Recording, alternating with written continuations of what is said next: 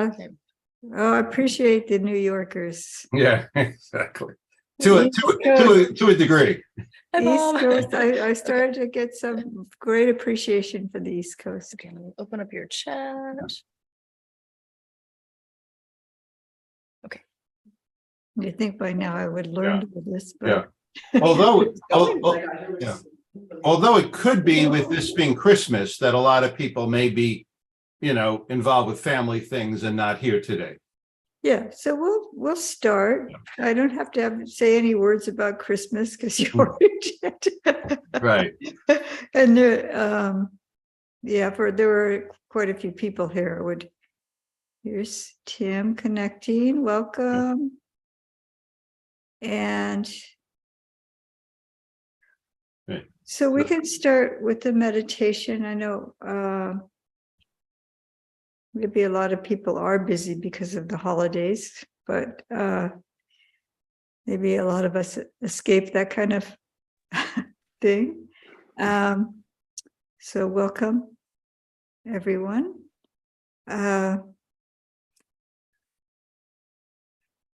So no matter what's going on in your life, it's just our time now to set things down and be in the present moment. So just one way to get present, I think a very effective way is to getting in touch with the body, experiencing the body. So we get ourselves in a good position that's comfortable, an upright position. That expresses alertness.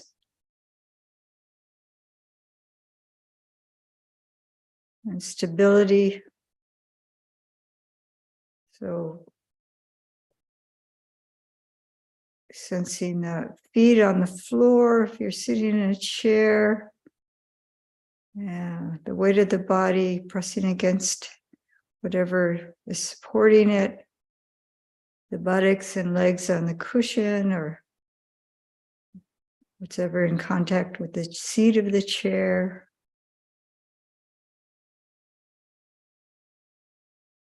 Just getting in touch with that stillness also. Body still.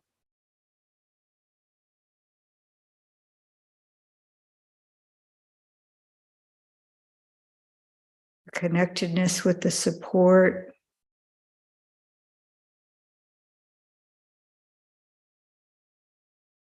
Just the earthiness of the body. Solidity of the body.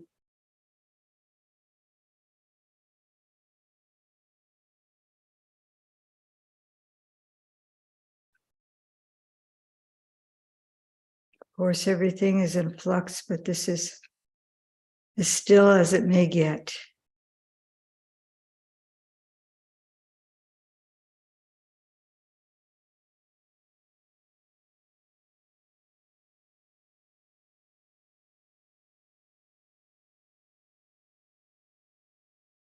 Right, sense the temperature of the air,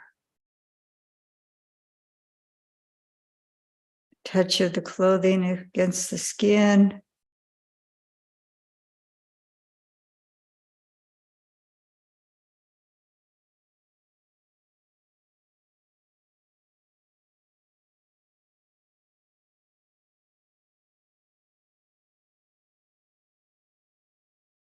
It's this body in this moment, in this whatever environment we're in.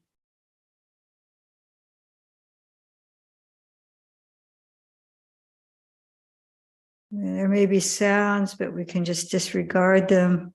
They're not important right now.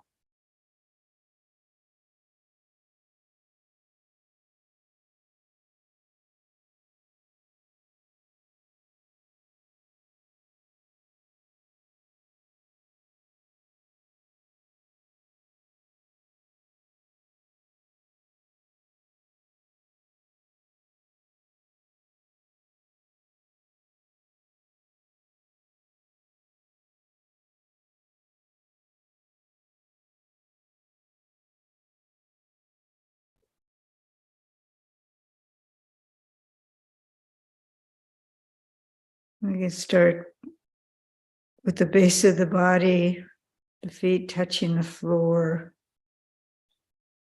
whatever the body is in contact with.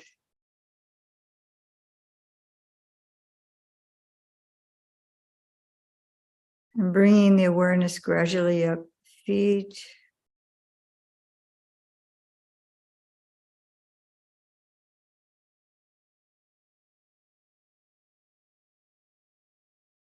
legs,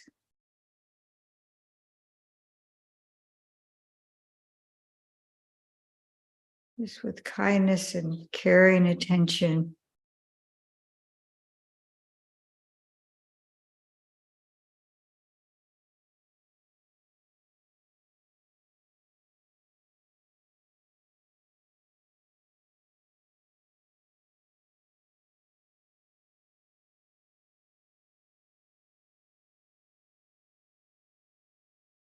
Sensing the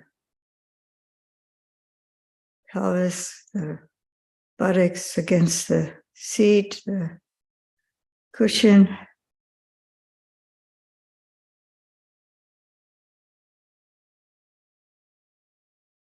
If you're aware of the bones, that's fine too. There's a flesh in the bones in the body. You might get a sense of them, what contact you have against anything that's causing pressure.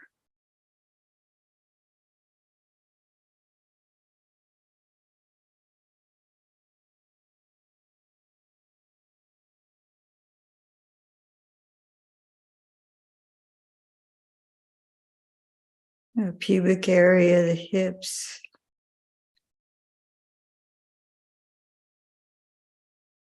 Just allowing everything to be at ease.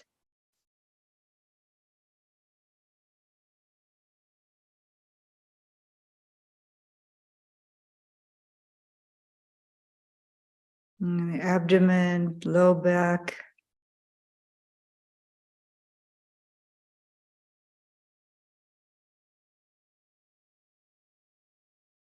Right. Sense the expanding of the abdomen with the breathing. Even all the way around the back, sides of the body. Just gently pulsing with the breath.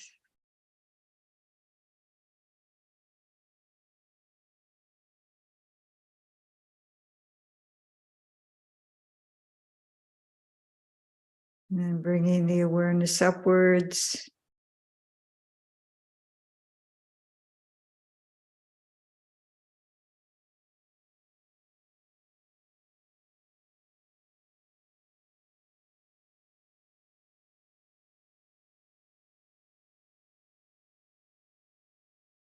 Feeling expansion of the chest.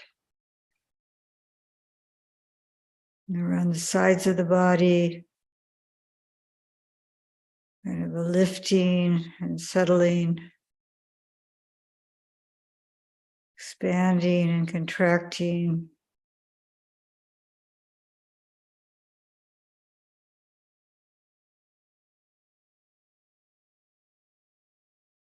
Might even sense this into the back, mid-back.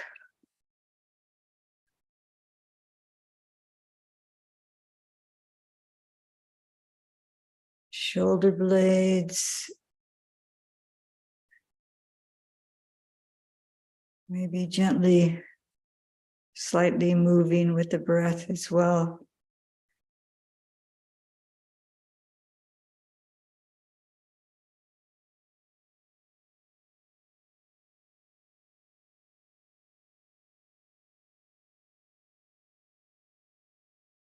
And shoulders.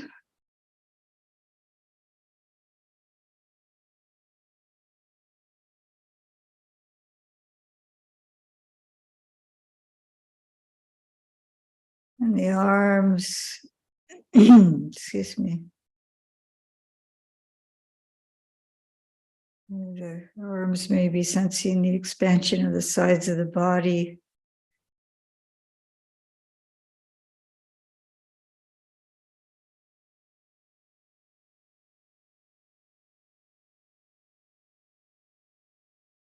Hands resting on the thighs or your lap or whatever, however you have them placed.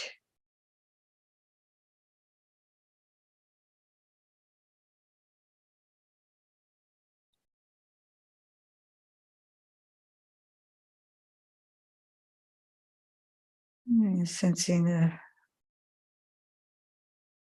whole of the hand all the way down to the fingertips, palm and back of the hands.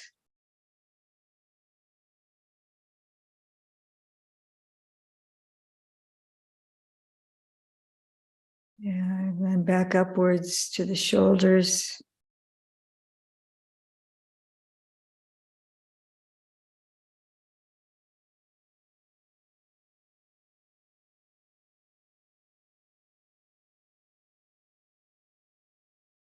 The neck.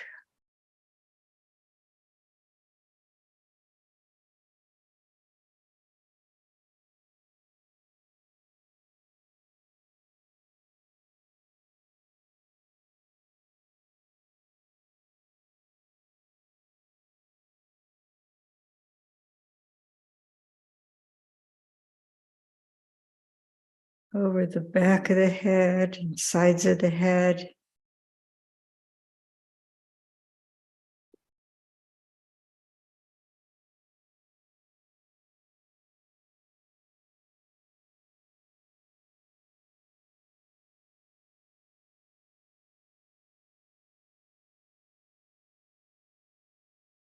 Up to the top of the head.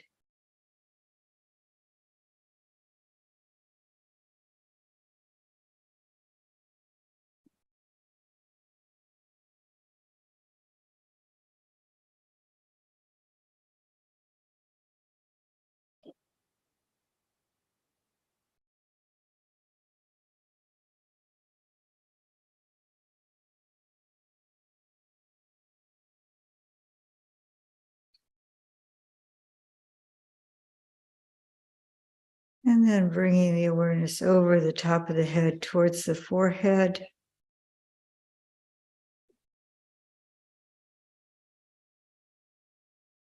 Just inviting the muscles in the forehead to relax.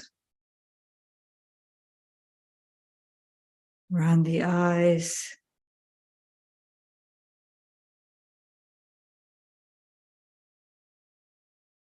Our eyes should be lightly closed, not squinting or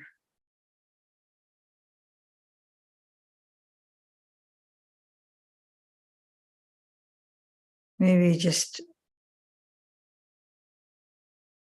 lightly touching the eyelids. Just a sense of ease.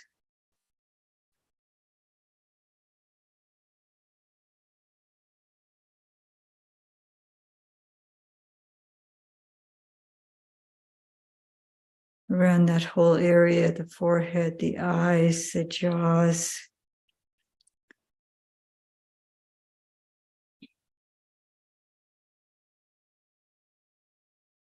All this is at rest, the sight.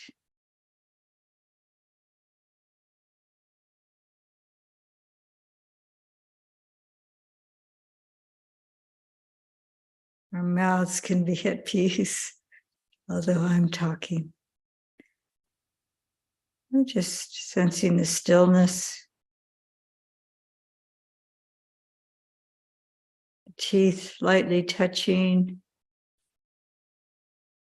The tongue just resting comfortably in the mouth. Lightly touching the front of the palate.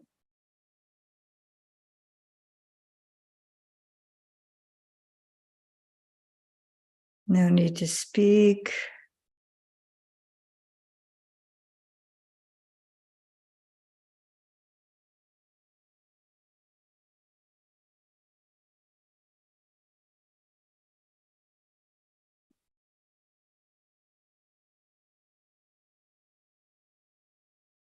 Lips lightly touching.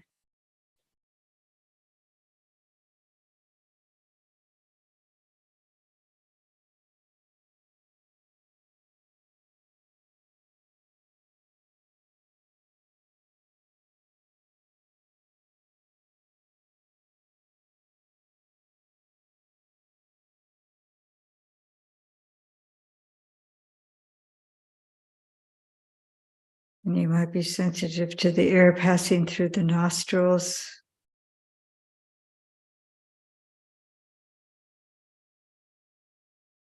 Some might even sense it in the sinuses and the back of the throat.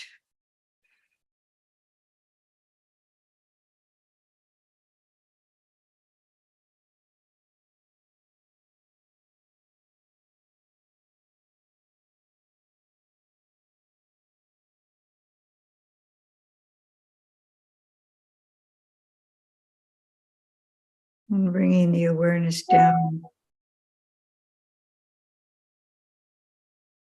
over the neck,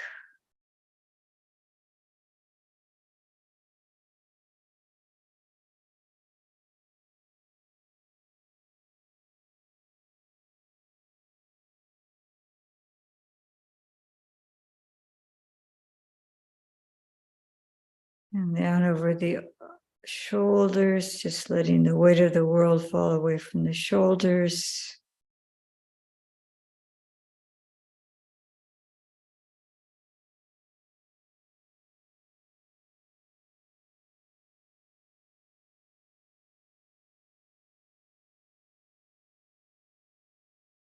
Over the arms again.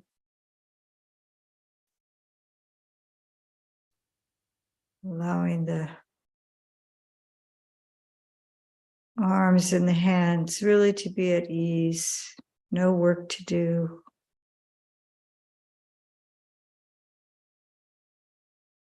This is their time to be at peace and rest.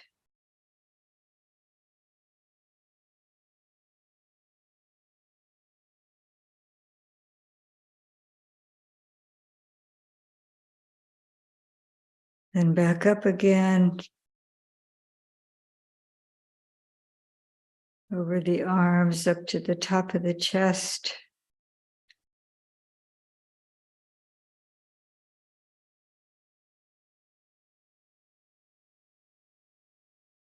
Again, feeling the expanding and contracting of the chest, the abdomen, with the breath, the natural tide of the breath.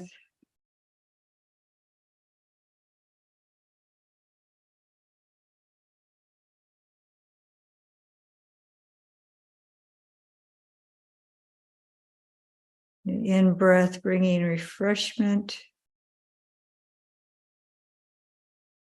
The out-breath release.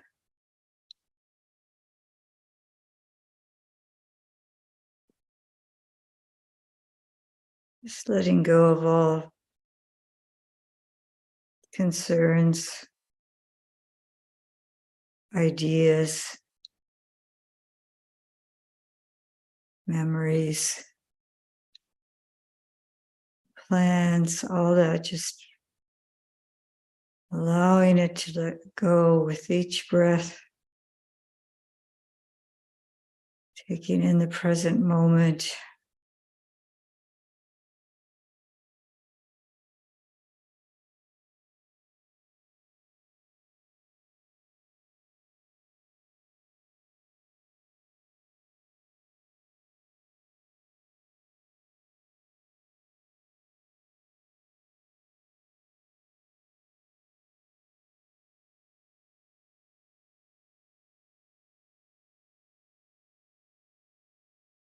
And if you care to continue scanning the body downward, you can continue on down over the legs again and upward again. Or you can settle on the breath.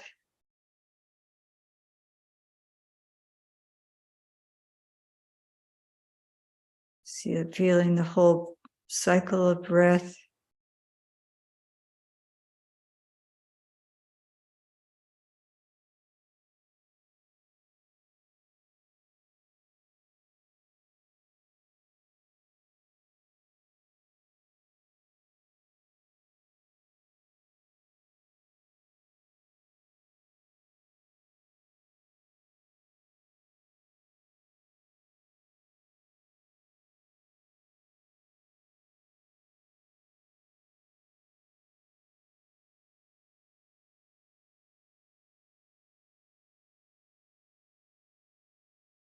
And if you care to settle to one spot, that's fine. In the breath cycle, just be aware of the air passing over that spot.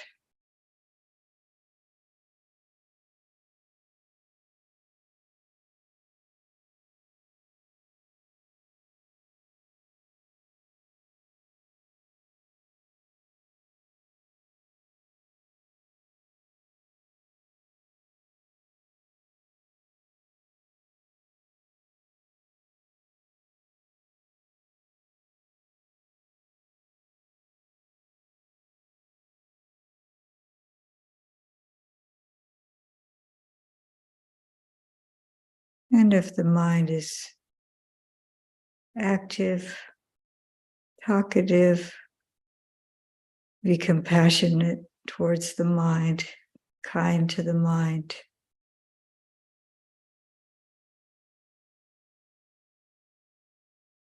And very gently bring the awareness back to the body, to the breath.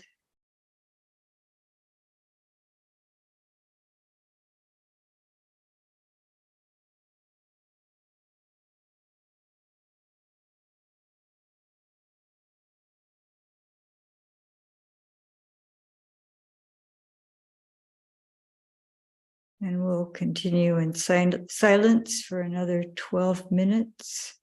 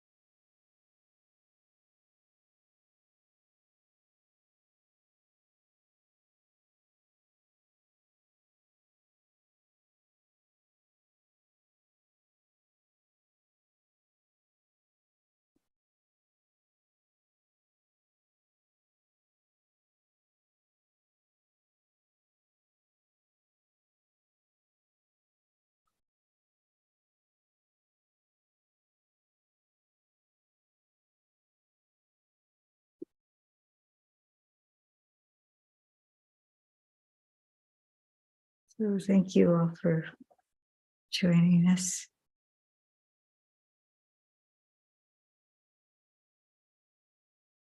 Dukkha pata chani dukkha, vaya pata chani vaya, soka pata chani soka, hontu sabe pipani no. May the suffering be free from suffering. May the fear-struck be free from fear. May the sorrowful be free from sorrow. So too may all beings be free. So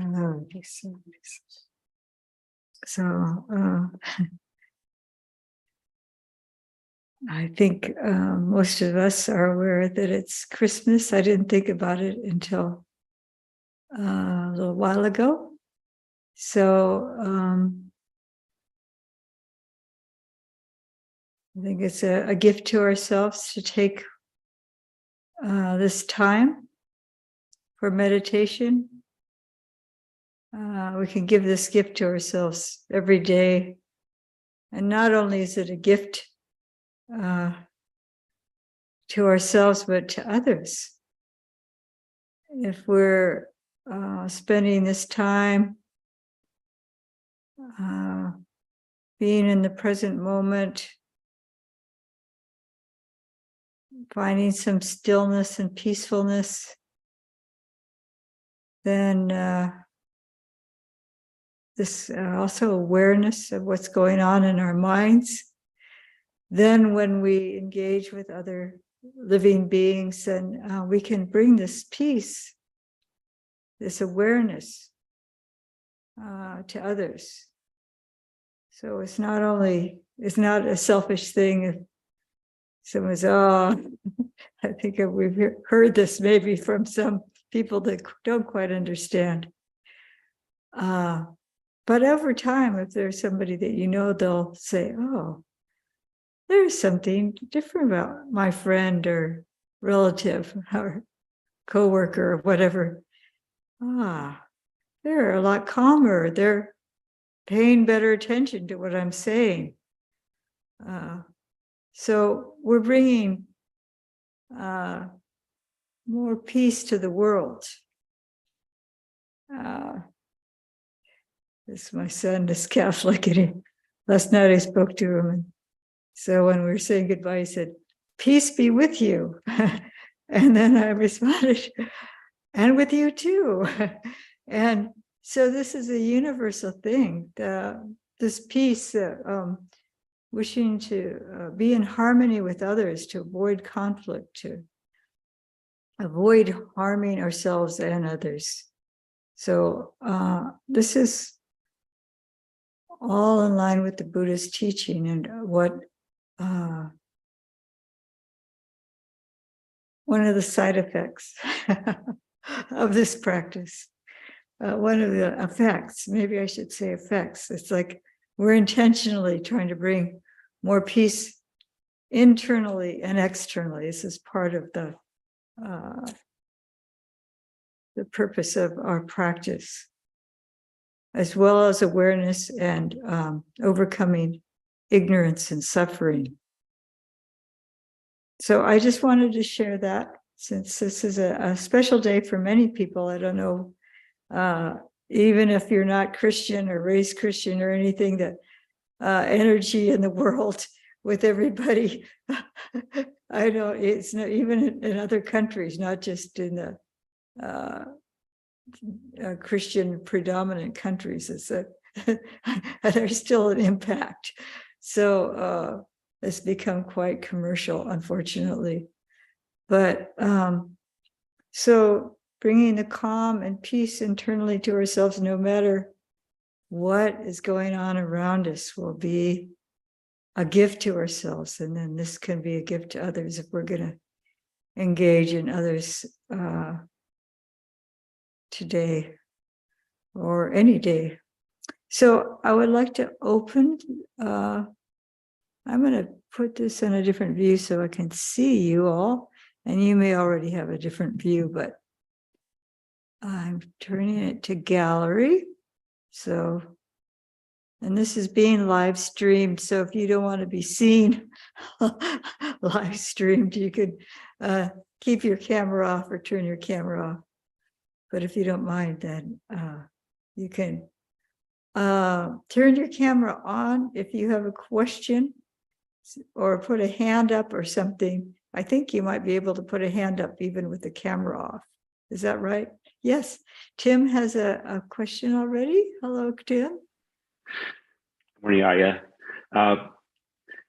Coincidentally, I had written down a question to ask today, which was, how can I be sure that my practice is leading toward awareness versus just perhaps another form of escapism from all the thoughts and worries of the day? And it sounds like perhaps it's a peaceful feeling that I experience afterwards as a sign of that, or what are some other clues that I'm doing it for the right reasons? Well, awareness, I mean, our practice isn't just kind of to, like if you had a switch just to turn off your thoughts or, some kind of drug you could take just that would just stop all the thinking or something like that. So thinking and awareness aren't necessarily the same thing. I mean, if we're aware of our thoughts, we can be aware without verbal formations. I can be aware that I'm reaching for something, and I'm aware that it's appropriate for me to be picking it up, or I can be aware that it's not. So this is awareness. So we're not just kind of checking out of the world either. It's like we're coming into the present moment more, bringing our awareness to the present moment instead of, I can be, because of the news, aware of a lot of things that are going on in the world and be aware of the stress it's causing me. And I can make a decision. I'm not going to spend so much time. I'm going to maybe just spend a little bit of time. But what can I do about it? What can my awareness of what's going on in other part of the world? I'm aware there's storms and causing a lot of damage in the Midwest and things like that. And so if I'm worrying and stressing and all this kind of stuff and about this, like war, in the Ukraine or whatever. And so a lot of people spend a lot of time online just tracking all this stuff, and they're generating a lot of distress and fear and anxiety and anger and all this kind of unwholesome things. So that kind of awareness is not beneficial, right? So maybe I can choose to be aware of something that I can actually do something about. How can my awareness be helpful? Maybe I can only be taking care of my immediate environment. And for some people, only taking care of themselves, that awareness is helping other people because they're not causing a burden to others. So there's it can go. So if I have a position in life where I can make a change, focusing my awareness on some arena somewhere in the world, and there are people that do that and they make an impact. But if I'm doing it with a lot of anger, anxiety, fear, then it might not actually be helpful. It's certainly not beneficial to me. So the idea isn't checking out, but just kind of really being in tune with what's appropriate, what can I do? I can be sympathetic, I can have metta. I mean, if I could actually do something in the world, then maybe I should put a lot of energy and awareness into some kind of situation in the world. Is this making sense? Is this so for yourself, the awareness, starts with your immediate environment. but then you can assess. I always check, okay, I'm feeling a lot of anxiety over global warming, and is there something I can do? For instance, and then if I say, oh yes, I can do this, this, and this, and then I can put my awareness there. But if I just say, I don't want to deal with it, I don't want to think about it, I don't want to think about anything, I just want to be peaceful. This is another extreme where you're just shutting down, shutting out. It's not indifference. So, and there may be periods of time where you just, like you go to a retreat center, some out of day I know is gone, and you go and go to a retreat center and you're cut off from all the news and cut off from what's going on with your family. I've gone on retreat in places where it was before internet and cell phones and everything like that. And the elections were happening in the middle of our retreat, and somebody came in with a newspaper to tell us the election results. But you can take a period away, just to really do that inner work, and then you bring that back into the world. It's not so. I don't know if I'm exactly answering your question. Is this still answering your question, or is it above and beyond? No. But I appreciate your comments. Thank you. Yeah. Okay. So for yourself, yeah. So you notice being peaceful is great. Seems like Tim has disappeared. Oh, there he is. You just changed places in the screen. Okay. Yeah, to be self-aware is aware of our thoughts. And if our mind becomes more silent, then we can be aware of our intentions. We can be aware of what we're doing more clearly, actually, than having all this commentary going on.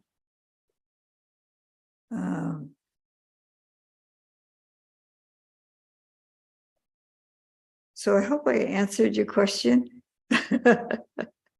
Okay. So please either put your hands in, Anjali, if I could. Bob has a. Yeah. Yes. Thank you, Ayya. Yeah, there's something that I've been wondering about in my own practice, and I'd like to share it with you to hear your perspective on it. That most approaches to meditation, or at least Buddhist meditation, are about quieting the mind, or at least that's part of it. Right. And that seems to be a value. It's something that we strive for. But nevertheless, there are some teachers, and the ones that I'm most familiar with are Utejaniya and Mahasi. And they say, well, you could do that, but there's also, if you just observe the mind, and, they talk about it differently. Utejaniya will have you say, well, just observe it as if it's nature, the thoughts arising and all that. Not something to struggle with, not something to quiet, not something to get rid of, just to observe. And that itself is valid meditation. And Mahasi, will do his noting, so thinking or whatever you do, but you're not trying to get rid of it per se, but you're working with it in a certain way. So even though those kind of approaches are there, it seems to me, and I guess this is my question, is that there's a subtle bias that the quieting is better, and that even if you do the observing and the noting and all that, that's kind of en route to the quieting, which is a kind of a higher state or something you aspire to.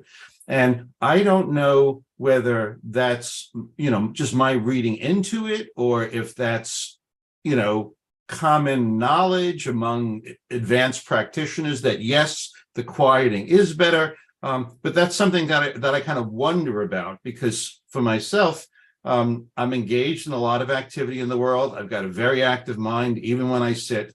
And if I'm, focused on the quieting, I often end up being frustrated, but I go, oh, I could do this other thing, but I'm wondering, is this other thing somehow less than, a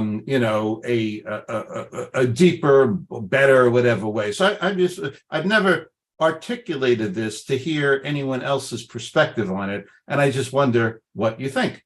Thank you. Okay, thank you, Bob. That's a really good question. That might segue into what Tim is trying to understand. So, I've read some of Ajahn Tejaniya's, and I've met people that are really advocate. So there's like two camps, maybe. And so there can be biases either way. And there are people that have worked with both. Or there's quite a few techniques that, because what happens is masters develop techniques that work for them, or they find a teacher that helps them. So Ajahn Tejaniya had a teacher he was going to on a very frequent basis and spending time in retreat with them. So Ajahn Tejaniya, I don't know if you read his biography. Yeah, so that he had to be going back and forth between, I guess he was in Thailand, but he went back and forth between home life, which was very chaotic, and having to work in the world and do, just really busy and a lot of stress. And he had extreme anxiety. And then he was going into the monastery. So it may be that the teacher taught him this technique to help him with that specific situation. A teacher may either have a technique or know enough techniques and what may work for a student that they would instruct them in this way. So his situation, his character maybe really required this kind of work, and he was blessed having a teacher that worked with him. So I think that maybe we can kind of combine. I mean, like when the mind is really active, just choosing to observe what's going on. And this is part of right effort. If I see something that's really harmful arising in my mind, I really have to bring awareness to the harm. And what I often do is I go to the body and see how the body is responding to this kind of these thought. So this is kind of observing what's going on. I'm not also, even Ajahn Brahm says, don't try to force silence. Don't try to force your mind to be quiet, and to be, like I say, to be kind to your mind. I just said that. But okay, if my mind's really agitated, I'll be aware of the mind's, but I try not to jump into the agitation. If I can get back a little bit, and this is part of that technique that Ajahn Tejaniya was using, and by now maybe he's got complete silence of the mind. I mean, Mahasi Sayadaw, at a certain point, there's a teaching about the mind really stopping, the mind really becoming still. So initially, Mahasi is teaching this, just really being with whatever's arising. But you need to not just let it be chaotic and just be ordinary proliferation. You bring a certain awareness. If you read his Ajahn Tejaniya's biography, he was just really observing. And then one time it said chewing betel, which is, I don't know, some kind of a plant matter or something that they chew, like a chewing tobacco or something. But he was just sitting there chewing this, and he was aware of his thoughts, and he was really seeing how pleasure and pain were this continuous, there was just continuous. It was just one thing, like it wasn't separate. It was just one, like one interwoven thing connected to another. It was just, and so he just got a real deep insight just sitting, chewing this betel. They were just so interconnected. They weren't separated, the pleasure and pain. But this was observing his thoughts. He was actually using maybe Vedana, Vipassana, contemplating a feeling, observing his thoughts. So there's a lot of ways we can, if the mind is active and just wants to talk, sometimes I give it a job if it just seems like it's going in a wrong way. And people come up with their own, what works for them. And if you have a teacher, that's really beautiful. The teacher you can check in with periodically and saying, this is what's going on. And they'll say, well, try this. And we can get a lot out of teachings from books and things like that. But yeah, thinking isn't bad. The Buddha didn't ever say that you should just never think, you should just have, total silence of the mind throughout the day and whatnot. I mean, because we have a use for our thinking. This is part of being a human being, and how we're able to care for ourselves and others is through, thinking and planning, and part of how the mind influences the world is that somebody had this idea to take some wood and shape it and put it together in a particular way, and you have a house. And this is all the creation of the mind, and then it goes into action, right? So thoughts, there's two kinds of thought according to the Lord Buddha, and there's a sutta called Two Kinds of Thoughts, and there's the wholesome and the unwholesome. So he's separated them out. So this is part of, he was just separating them apart. Okay, that one's not helpful. That one's helpful. That one's not helpful. That one's helpful. And so, and then he was really examining him. So, okay, if I act out of this unwholesome thought, is this going to cause harm to myself or others? And then he said, yes, or both. Okay, not a good idea, is it? So just really examining it, you can unravel it even, just going. And then there's like 5 ways of dealing with invasive thoughts. And then there's another sutta. This is both in the Majjhima Nikaya. But so, so examining our thoughts and not diving head first into them, and knowing what's useful and what's harmful, and just caring for yourself. Even like when you're working and you say, oh, wow, I'm really distracted.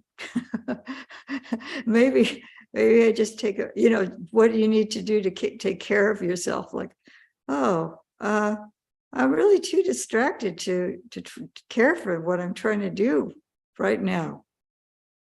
Maybe I just need to sit down for a minute and just let it all unravel. Something, if we have the time.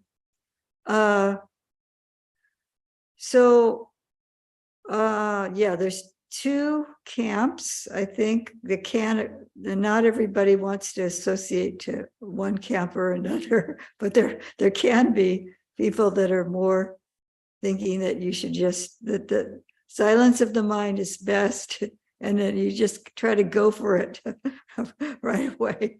I don't know. And vipassana, and this is the approach to vipassana. It's not the actual vipassana. This is what we really should consider, because vipassana is actually seeing it deeply, so deeply. But some people say you need to have a jhanic experience, emerge from that in order to get to that vipassana. But we can, I think there is a middle way. We don't have to be assigned to either camp. And so I think if you have a busy life, just examining your thoughts, but skillfully, without getting lost in them, welcome, Niyata, without getting, just lost in them. And this is where I think that the breath meditation is helpful. So if you're doing the breath or body scanning, and you just carefully bring it back to the body, and the thoughts come up again, you have kind of an anchor. I think if you're just watching your mind, then it's really easy to get lost in the thoughts and just a lot of proliferation. But if you have an anchor to come back to, you might just go, after a while, you go, whoa, my mind was really out there for quite some time. Isn't that interesting? Without getting angry at ourselves.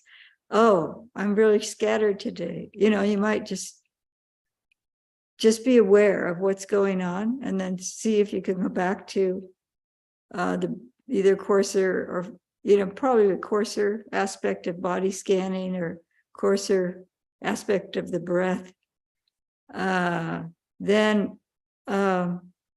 But just noting or being aware of what it is. I have a lot of anger. I've got a lot of agitation. There's, you can look at it in terms of the hindrances.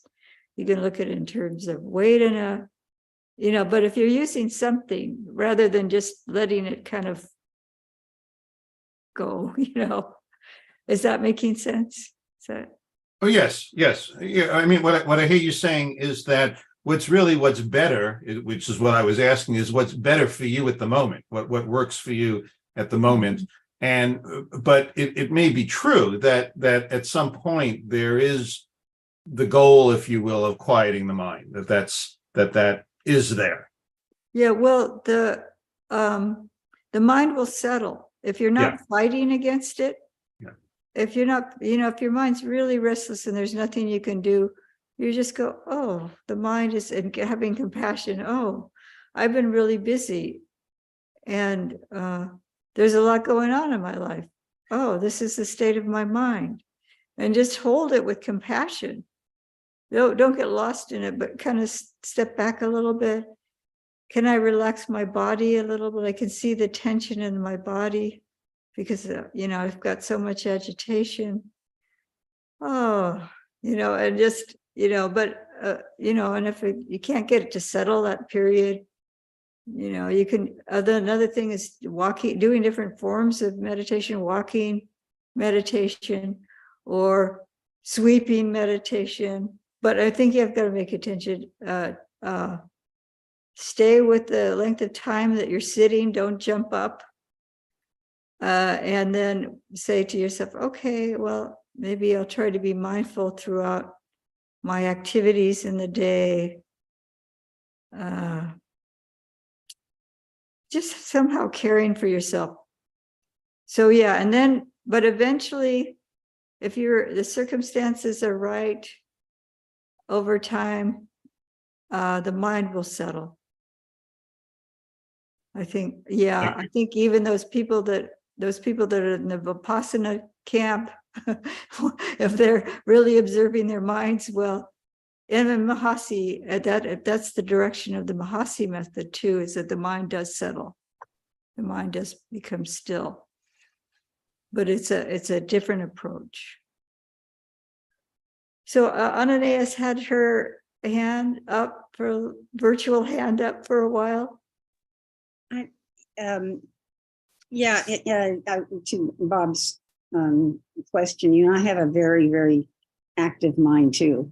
I'm a recovering type A person. So I think what all of the things that you covered, but the what I've come to understand, and Bob, you mentioned to me a week when we were together at the memorial that your work situation was going to change. And I just highly recommend that you consider getting some long retreats in, because that's at the point where you can really have the time to let things settle out, and you have the benefit of a teacher to help you. As Ayya mentioned, there's nothing like that. There's no replacement for having that longer retreat time. So I really hope you gift yourself with that. And because of my, busy mind, that still, I still have to work with, but I have come to the place to understand that, we can't have a goal, like we're going to quiet our mind. I started out like that, along with a lot of other people, like, oh, okay, I have to quiet my mind, so I have to do all these things. That's not it. In doing the practice and observing, whether you're doing the, we call it vipassana, but really technically, you don't get true vipassana until you have really gone deep into quiet in order to actually see the nature of reality. So we're more leading up to that point, but it is commonly, we refer to it as that type of practice. But whether Ajahn Brahm is really good about this point. You have to have, it's not an either or. You must have a combination of samatha, stillness, and observation and examining the nature. But as in your own practice, especially with that busy mind, basically just understanding that eventually it is just going to, if you just stay with it, it is going to move. It will get quiet at some point. And usually when you're on retreat, like I mentioned, that's when that I really had the benefit and really came to understand that, yes, in fact, even with my busy mind, I never thought it would ever quiet down in the beginning, but it did. Now it's not always quiet, but I don't have that as a fixation anymore. And I do find Utejani, as I pointed out, he was a businessman for years. He didn't ordain till he was like 50. He was married at first, then divorced. He lived in a very large family in the middle of Rangoon, and all of that stuff. But he persistently kept up with connecting with his teacher and meditating and just staying with it. And so I do find, in combination with the other things I've learned, I really have come to find that to be very, very helpful, that this is just natural. There isn't unusual. I'm not unusual. The mind in the Buddha is, as I pointed out, it was never the goal that a human being is not going to think, because that's what the mind does. But with with what he was able to experience and then share with us, it is possible to chip away little by little and just enjoy the peaceful times. And when it's turbulent, just to watch that one and just know it's not going to stay there. It's just going to, come and go. So. Okay, thank you very much, Ananias. That's a great input. And like I said, there are two camps, and she's pointed out quite well that, but the two,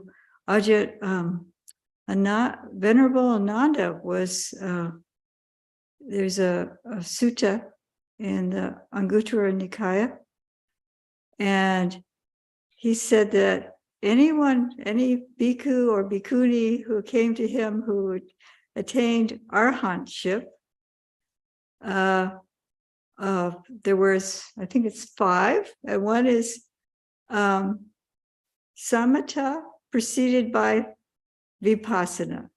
The second one is vipassana preceded by vasana. Okay, so it's samatha preceded by vipassana, vipassana preceded by samatha, the two in conjunction.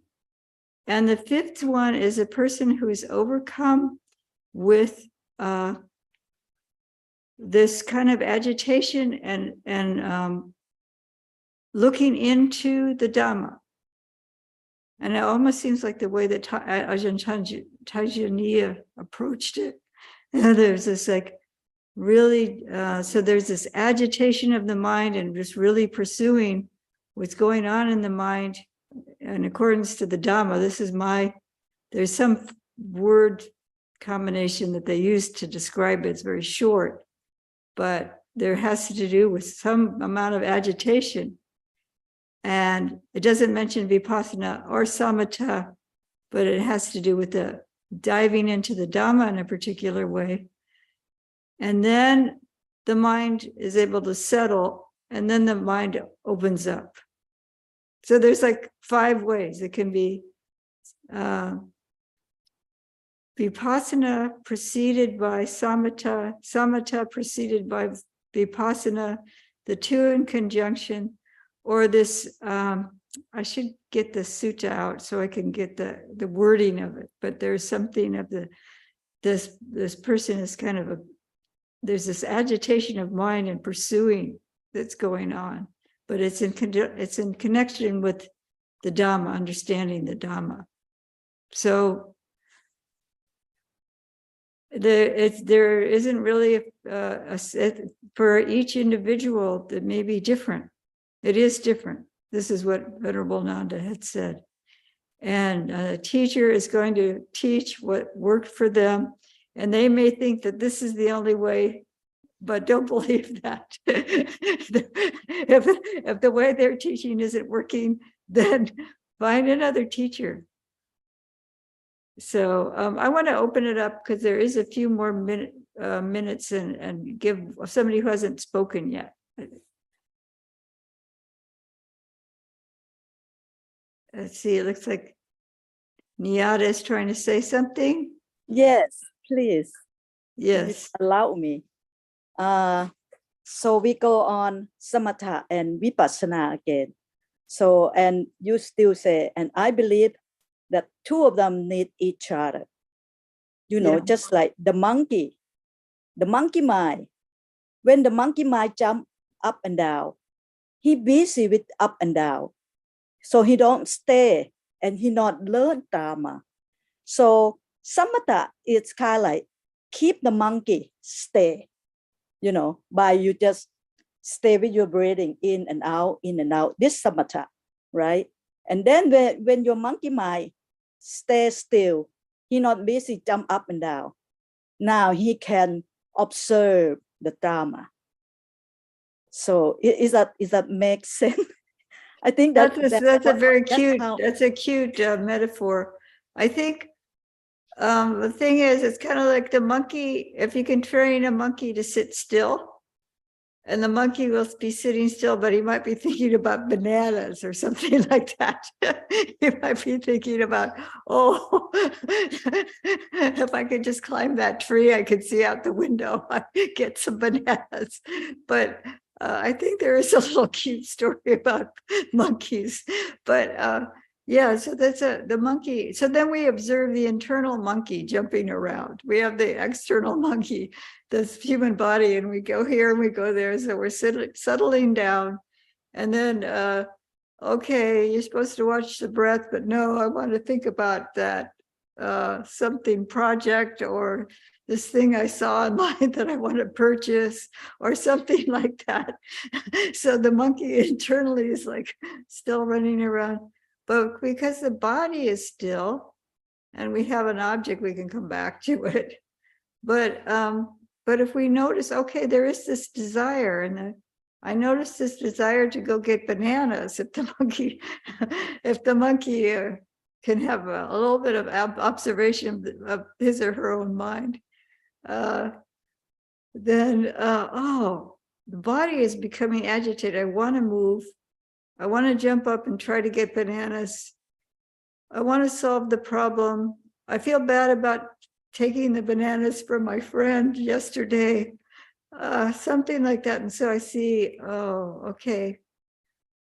There's a lot going on in my mind. What's going on with the body? What's going on with the mind? And just observing that, it just eventually it all settles. Like Anane was saying, it's just this natural process. So one way or another, we either by observing the thoughts, and I really like to use an anchor, to have the body or something as an anchor to come back to. And then when the mind does settle, you might notice the mind really agitated, and you keep, bringing it back, but you keep getting off. And then there's a certain point where the mind just lets go. Anane, have you noticed that? Just the mind all of a sudden just drops into the body, the experience of the body without, because we've been doing this is a thing with practice. We come back to the body again and again. And then the mind just says, oh well. It just lets go. There's without trying to force it or anything, the mind just says, okay, let's just relax, just let go. So and then that's a good recommendation for anyone to if we can go on a retreat that's with a teacher to help us, because especially if we are familiar with the teacher's teaching and they really resonate with you, whoever, then because I've gone on retreats and the teaching didn't resonate with me, and the the way the interview didn't go so well for me. It always looks like, I'd rather just be on my own. But if you find a teacher, it's really valuable, that's really helpful. It's a real blessing. So anyway, I think it's time for us to end, because the monastics have a particular schedule. But I thank you all for your questions and comments. I really appreciate people bringing their experience to this group, and also the good questions. So I hope whatever you're doing for the rest of the day, that you'll be jolly, happy, peaceful, bringing peace and joy to the world. Give to yourself and give to others. Have a wonderful rest of the day, whatever you call it. We close with a closing homage.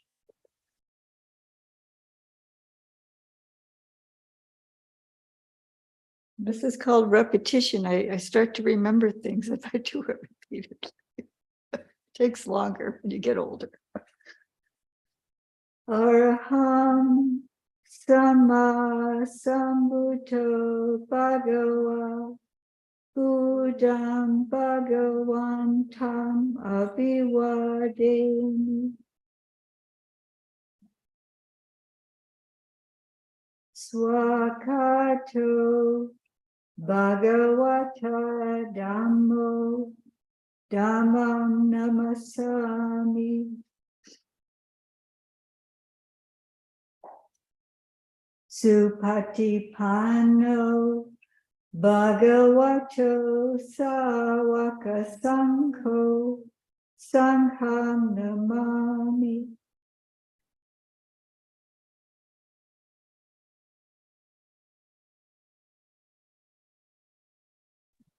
Thank you, Ayya. You're Thank very you. welcome. Thank you, everyone. Have a safe and peaceful Thank you. day. Thank you. Thank you.